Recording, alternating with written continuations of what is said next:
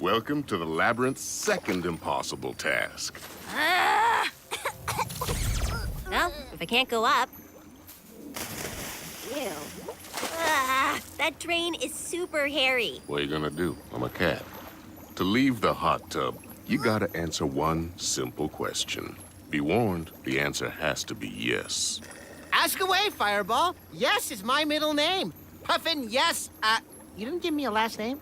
Question is, isn't this water perfect?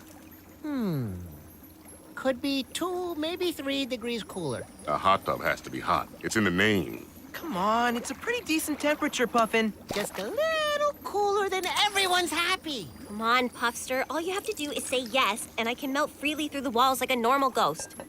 But I'm hot.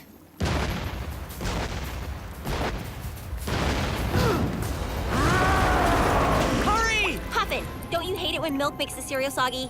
Yes, it's the worst.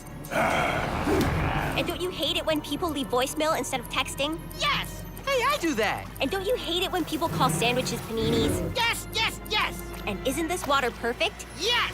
Hi, you tricked me.